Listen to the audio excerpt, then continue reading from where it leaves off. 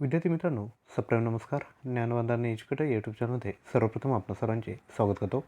विद्यार्थी मित्रांनो, आजच्या व्हिडिओमध्ये आपण महाराष्ट्राचा भूगोल या टॉपिकवर अत्यंत महत्त्वाचे 40+ प्रश्न बघणार आहोत. लक्षात घ्या, या टॉपिकमध्ये आपण नागपूर विभागाचे जेवढेही महाराष्ट्राचा भूगोल या टॉपिकमध्ये कव्हर होणारे जास्तीत जास्त प्रश्न बघणार आहोत. तर व्हिडिओ अगदी सुरुवातीपासून शेवटपर्यंत मन लावून बघा. आणि व्हिडिओच्या शेवटी मी आपणासाठी एकूण 3 प्रश्न विचारणार आहे. त्या प्रश्नांची उत्तरे आपण खाली कमेंट करायची आहेत. विद्यार्थ्यांनो, आपल्याकडे नोटबुक आणि पेन तयार ठेवा आणि जेही इम्पॉर्टंट गोष्टी असतील त्या नक्की नोट डाऊन करून घ्या. तर विद्यार्थी मित्रांनो, आजच्या व्हिडिओतील पहिला प्रश्न आहे, गडचिरोली हा पूर्वी कोणत्या जिल्ह्याचा भाग होता? विद्यार्थ्यांनो, आपल्यासमोर 4 ऑप्शन आहेत, गडचिरोली, नागपूर, भंडारा आणि चंद्रपूर. आपण अंदाज व्यक्त करू शकतात. गडचिरोली हा पूर्वी कोणत्या जिल्ह्याचा भाग होता? तर लक्षात घ्या, ऑप्शन क्रमांक डी चंद्रपूर हेच योग्य आन्सर आहे. त्यानंतर क्वेश्चन क्रमांक 2, महाराष्ट्रात विधानमंडळाचे हिवाळी अधिवेशन कोठे भरते? अगदी सोपा प्रश्न आहेत, याचं उत्तर सर्वांना यायला हवं. आपले ऑप्शन आहेत गडचिरोली, नागपूर, भंडारा की चंद्रपूर. तर आपणास माहीत असेल की हिवाळी अधिवेशन हे नागपूर या ठिकाणी भरत असतं. त्यानंतर क्वेश्चन क्रमांक 3, महाराष्ट्राच्या अतिपूर्वेकडील जिल्हा कोणता? थोडा ट्रिकी क्वेश्चन आहे, परंतु इम्पॉर्टंट क्वेश्चन आहे. महाराष्ट्राच्या अतिपूर्वेकडील जिल्हा कोणता आहे? आपले ऑप्शन आहेत गडचिरोली, नागपूर, भंडारा की चंद्रपूर. तर योग्य आन्सर आहे ऑप्शन क्रमांक ए, महाराष्ट्राच्या अतिपूर्वेकडील जिल्हा आहे गडचिरोली. त्यानंतर क्वेश्चन क्रमांक 4, नागपूर विभागात एकूण किती जिल्हे येतात? विद्यार्थ्यांनो, बेसिक क्वेश्चन आहे, परंतु ज्यांकडे या विषयाबाबत माहिती नाही त्यांसाठी हा क्वेश्चन डिफिकल्ट जाऊ शकतो. नागपूर विभागात एकूण किती जिल्हे आहेत? तर लक्षात घ्या, ऑप्शन क्रमांक सी 6 हे याचं योग्य आन्सर आहे. नागपूर विभागात एकूण 6 जिल्हे आहेत. विद्यार्थ्यांना तुमच्यासाठी एक्झरसाईज आहे, आपण खाली कमेंट करायचे आहेत. नागपूरमधील जेवढेही जिल्हे आहेत त्यांची विद्यार्थ्यांनो खाली कमेंटमध्ये सर्व जिल्हे करा. त्यानंतर क्वेश्चन क्रमांक 5, महाराष्ट्राच्या आग्नेयेस कोणते राज्य आहे? आपल्यासमोर 4 ऑप्शन आहेत, आपण अंदाज व्यक्त करू शकता. महाराष्ट्राच्या आग्नेयेस कोणते राज्य आहे? तर ऑप्शन क्रमांक बी आंध्र प्रदेश हेच योग्य आन्सर आहे. त्यानंतर क्वेश्चन क्रमांक 6, चंद्रपूर भंडारा परिसरात सरासरी किती सेंटीमीटर पाऊस पडतो?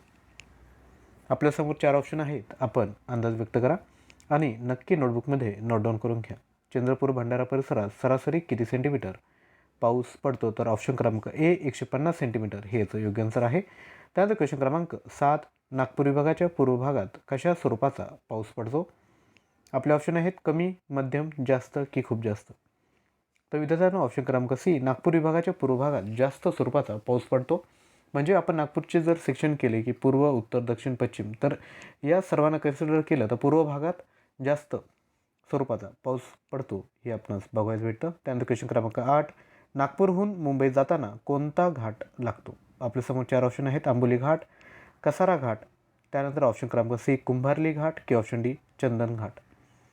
नागपूरहून मुंबईत जाताना कोणता घाट लागतो? तर ऑप्शन क्रमांक बी कसारा घाट हे याचं योग्य आन्सर आहे. नाशिकच्या पुढे हा घाट आपणास बघायला भेटतो. त्यानंतर क्वेश्चन क्रमांक 9, महाराष्ट्राच्या पूर्वेस कोणते राज्य आहे? आपल्यासमोर 4 ऑप्शन आहेत, आपण अंदाज व्यक्त करू शकतात. महाराष्ट्राच्या पूर्वेस कोणते राज्य आहे? तर ऑप्शन क्रमांक ए छत्तीसगड हेच योग्य आन्सर आहे. त्यानंतर क्वेश्चन क्रमांक 10, गोदावरी व तापी नदीस वेगळी करणारी पर्वतरांग कोणती? गोदावरी व तापी नदीस वेगळी करणारी पर्वतरांग कोणती? आपल्यासमोर 4 ऑप्शन आहेत, सह्याद्री, सातमाळा, सातपुडा की ब्रह्मगिरी. इम्पॉर्टंट प्रश्न विद्यार्थ्यांनो. तर गोदावरी व तापी नदीस वेगळी करणारी पर्वतरांग म्हणजे ऑप्शन क्रमांक बी सातमाळा हेच योग्य आन्सर आहे. त्यानंतर क्वेश्चन क्रमांक 11, सातपुडा पर्वतरांग कशी पसरली आहे? उत्तर दक्षिण, उत्तर पश्चिम, पूर्व पश्चिम की ऑप्शन डी यापैकी नाही. आपण अंदाज व्यक्त करू शकता. सातपुडा पर्वतरांग कशी पसरली आहे? तर ऑप्शन क्रमांक सी पूर्व पश्चिम हेच योग्य आन्सर आहेत. विद्यार्थ्यांना जर व्हिडिओ आवडत असेल तर नक्की लाईक करा, कारण की आजच्या व्हिडिओचं टार्गेट आहे 50+ लाईक. आणि चॅनलवर नवीन असाल तर लगेचच सबस्क्राईब करून घ्या, कारण की डेली आपण असे कंटेंट आपणापर्यंत मोफत पोहोचत असतो. तर विद्यार्थ्यांनो, आपण क्वेश्चन क्रमांक 11चं योग्य आन्सर बघितलं आहे. ऑप्शन क्रमांक सी पूर्व पश्चिम हे योग्य आन्सर आहे. त्यानंतर क्वेश्चन क्रमांक 12, गाविलगड व नरनाळा किल्ले कोणत्या पर्वतात आहेत? आपल्यासमोर ऑप्शन आहेत, सह्याद्री, सातमाळा, सातपुडा की ब्रह्मगिरी. तर लक्षात घ्या, ऑप्शन क्रमांक सी सातपुडा हेच योग्य आन्सर आहे. त्यानंतर क्वेश्चन क्रमांक 13, महाराष्ट्राच्या उत्तर सीमेवरून वाहणारी नदी कोणती? गोदावरी, नर्मदा, भीमा की तापी. तर ऑप्शन क्रमांक बी नर्मदा हेच योग्य आन्सर आहे. महाराष्ट्राच्या उत्तर सीमेवरून नर्मदा ही नदी वाहते. त्यानंतर क्वेश्चन क्रमांक 14, वैनगंगा, पूर्णा पैनगंगा कोणत्या नदीच्या उपनद्या आहेत? विद्यार्थ्यांनो व्हेरी इम्पॉर्टंट क्वेश्चन आहेत, लगेचच नोटबुकमध्ये नोट डाऊन करून घ्या. वैनगंगा, पूर्णा, पैनगंगा कोणत्या नद्याच्या उपनद्या आहेत? तर ऑप्शन क्रमांक ए गोदावरी हेच योग्य आन्सर आहे. त्यानंतर क्वेश्चन क्रमांक 15, प्राणहिता हे नाव कोणत्या दोन नद्यांच्या संगमास म्हणतात?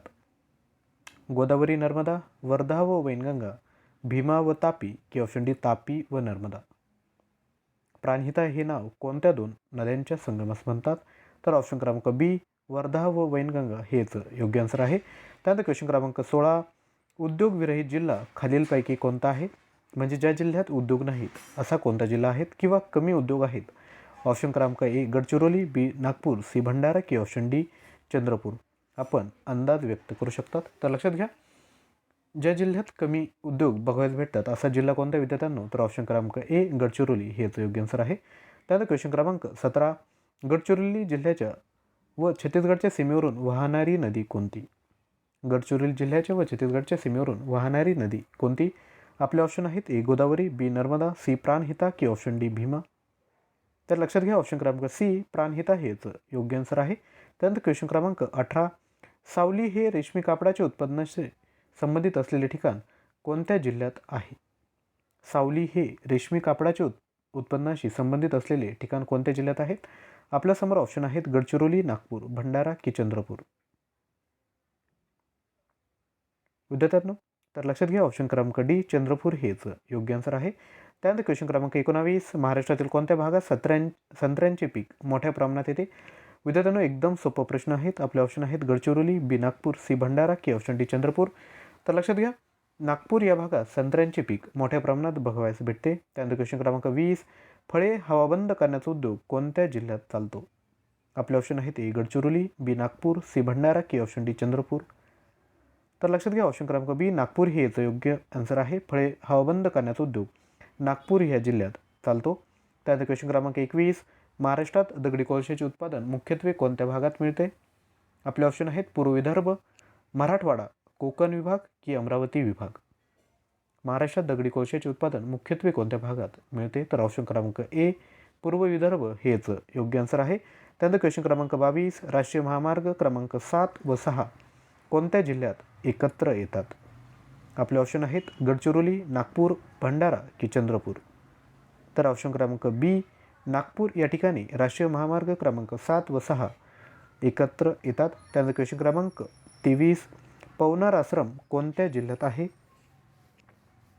पवनार हे आश्रम कोणत्या जिल्ह्यात आहे? आपल्यासमोर 4 ऑप्शन आहेत, वर्धा, नागपूर, भंडारा की चंद्रपूर? तर ऑप्शन क्रमांक ए वर्धा हे याचं योग्य आन्सर आहे. त्यानंतर क्वेश्चन क्रमांक 24, महाराष्ट्रातील सर्वाधिक तापमान असलेला जिल्हा कोणता? आपले ऑप्शन आहेत ए गडचिरोली, बी नागपूर, सी भंडारा की ऑप्शन डी चंद्रपूर? महाराष्ट्रातील सर्वाधिक तापमान असलेला जिल्हा कोणता आहे? तर ऑप्शन क्रमांक डी चंद्रपूर हेच योग्य आन्सर आहे. त्यानंतर क्वेश्चन क्रमांक 25, नागपूर विभागाचे प्रादेशिक नाव काय आहे? नागपूर विभागाचे प्रादेशिक नाव विद्यार्थ्यांनो काय आहे? आपल्यासमोर ऑप्शन आहेत ए विदर्भ, बी मराठवाडा, सी खानदेश की ऑप्शन डी नागपूर? तर लक्षात घ्या, नागपूर विभागाचे प्रादेशिक नाव आहे ऑप्शन क्रमांक ए विदर्भ हेच योग्य आन्सर आहे. त्यानंतर क्वेश्चन क्रमांक 26, महाराष्ट्राची उपराजधानी कोणती आहे? आपले ऑप्शन आहेत ए मुंबई, बी नागपूर, सी पुणे की ऑप्शन डी चंद्रपूर? महाराष्ट्राची उपराजधानी विद्यार्थ्यांनो कमेंट करायचं आहे. एकदम सोपा प्रश्न विद्यार्थ्यांनो, ऑप्शन क्रमांक बी नागपूर हेच योग्य आन्सर आहे. त्यानंतर क्वेश्चन क्रमांक 27, बुदलकसा, नवेगाव बांध हे तलाव कोणत्या जिल्ह्यात आहेत? गोंदिया, नागपूर, भंडारा की चंद्रपूर? बुदलकसा, नवेगाव बांध हे तलाव कोणत्या जिल्ह्यात आहे? तर ऑप्शन क्रमांक ए गोंदिया हेच योग्य आन्सर आहे. त्यानंतर क्वेश्चन क्रमांक 28, ताडोबा, घोडाझरी, असलमेंढा हे तलाव कोणत्या जिल्ह्यात आहेत? आपल्यासमोर ऑप्शन आहेत ए वर्धा, बी नागपूर, सी भंडारा की ऑप्शन डी चंद्रपूर? आपण अंदाज व्यक्त करू शकता. तर लक्षात घ्या, ऑप्शन क्रमांक डी चंद्रपूर हेच योग्य आन्सर आहे. ताडोबा, घोडाझरी, असलमेंढा हे तलाव चंद्रपूर जिल्ह्यात आहेत. त्यानंतर क्वेश्चन क्रमांक 29, येलदरी व सिद्धेश्वर ही धरणे कोणत्या नदीवर बांधलेली आहेत? आपल्यासमोर ऑप्शन आहेत पूर्णा, बी गोदावरी, सी तापी की ऑप्शन डी भीमा? तर लक्षात घ्या, येलदरी व सिद्धेश्वर ही धरणे पूर्णा या नदीवर बांधलेली आहेत. त्यानंतर क्वेश्चन क्रमांक 30, मध्य प्रदेशात सातपुडा पर्वतात उगम पावणारी नदी कोणती? मध्य प्रदेशात सातपुडा पर्वतात उगम पावणारी नदी कोणती? तर ऑप्शन क्रमांक सी तापी हे याचं योग्य आन्सर आहे. त्यानंतर क्वेश्चन क्रमांक 31, गोंदिया, चंद्रपूर, गडचिरोली जिल्ह्याच्या पूर्व भागातून कोणती नदी वाहते? आपल्यासमोर 4 ऑप्शन आहेत. प्राणहिता, गोदावरी, तापी की भीमा? गोंदिया, चंद्रपूर, गडचिरोली जिल्ह्याच्या पूर्व भागातून कोणती नदी वाहते? तर ऑप्शन क्रमांक ए प्राणहिता हे याचं योग्य आन्सर आहे. त्यानंतर क्वेश्चन क्रमांक 32, तुमसर येथे कशाची मोठी बाजारपेठ आहे? आपल्यासमोर ऑप्शन आहेत. ए तांदूळ, बी कांदा, सी बटाटे की ऑप्शन डी बाजरी? विद्यार्थ्यांनो आपण अंदाज व्यक्त करू शकतात. इम्पॉर्टंट प्रश्न आहे. तर लक्षात घ्या, तुमसर येथे तांदूळ याची मोठी बाजारपेठ आहे. त्यानंतर क्वेश्चन क्रमांक 33, central institute for cotton research centre कोठे आहेत? आपल्यासमोर ऑप्शन आहेत. ए वर्धा, बी नागपूर, सी भंडारा की ऑप्शन डी चंद्रपूर? तर विद्यार्थ्यांना ऑप्शन क्रमांक बी नागपूर हे याचं योग्य आन्सर आहे. Central institute for cotton research हे नागपूर येथे आहे. त्यानंतर क्वेश्चन क्रमांक 34, सर्वाधिक मॅंगनीज खाणी कोणत्या जिल्ह्यात आहेत? सर्वाधिक मॅंगनीज खाणी कोणत्या जिल्ह्यात आहेत? तर ऑप्शन क्रमांक बी नागपूर हे याचं योग्य आन्सर आहे. त्यानंतर क्वेश्चन क्रमांक 35, नागपूर हे कोणत्या लोह मार्गावरील प्रमुख जंक्शन आहे? आपल्यासमोर 4 ऑप्शन आहेत. आपण अंदाज व्यक्त करू शकतात. नागपूर हे कोणत्या लोह मार्गावरील प्रमुख जंक्शन आहे? तर मुंबई कलकत्ता हेच योग्य आन्सर आहे. त्यानंतर क्वेश्चन क्रमांक 36, खनिज कोळसा कोठे मिळतो? खनिज कोळसा कुठे मिळतो? आपल्यासमोर ऑप्शन आहेत. ए वर्धा, बी गोंदिया, सी भंडारा की ऑप्शन डी गोंदिया व भंडारा? विद्यार्थ्यांनो अंदाज व्यक्त करा. तर लक्षात घ्या, खनिज कोळसा गोंदिया व भंडारा येथे भेटतो, म्हणजे ऑप्शन क्रमांक डी, बी आणि सी हे याचं योग्य आन्सर आहे. त्यानंतर क्वेश्चन क्रमांक 37, नागपूर टाइम्स हे दैनिक कोठून प्रसिद्ध होते? वर्धा, नागपूर, भंडारा की चंद्रपूर? तर लक्षात घ्या, ऑप्शन क्रमांक बी नागपूर हे याचं योग्य आन्सर आहे. नागपूर टाइम्स हे दैनिक नागपूर या ठिकाणाहून प्रसिद्ध होते. त्यानंतर क्वेश्चन क्रमांक 38, नागपूर पत्रिका हे नियतकालिका कोठून प्रसिद्ध होते? तर लक्षात घ्या, ऑप्शन क्रमांक बी नागपूर हे याचं योग्य आन्सर आहे. त्यानंतर क्वेश्चन क्रमांक 39, रामटेक कोणत्या टेकडीवर वसलेला आहे?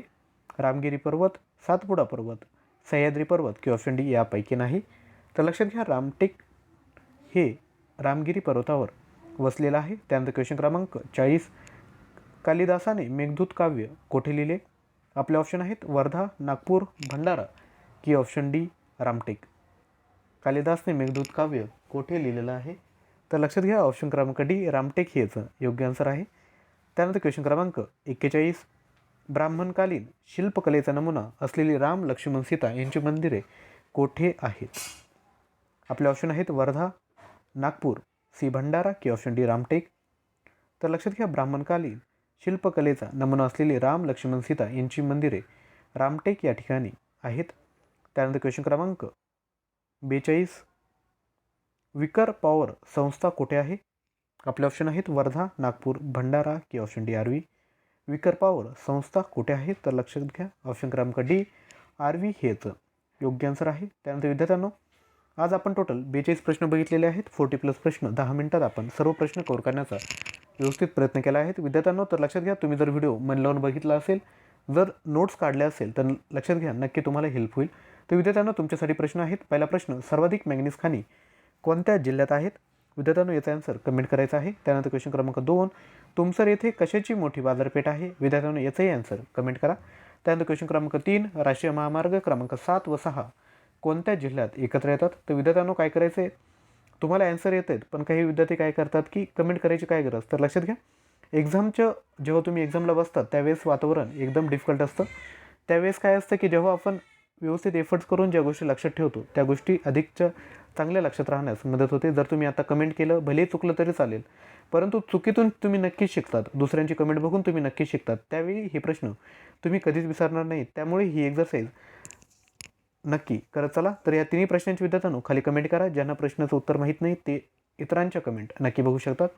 आणि विद्यार्थ्यांनो, लक्षात घ्या, सर्व कंटेंट आम्ही आपणापर्यंत मोफत आणत असतो. फक्त एक माफक अपेक्षा आमची असते की व्हिडिओ आवडल्यास नक्की लाईक करा, कारण की लाईक, सबस्क्राईब आणि शेअर केल्याने विद्यार्थ्यांनो आम्हालाही मोटिवेशन भेटतं.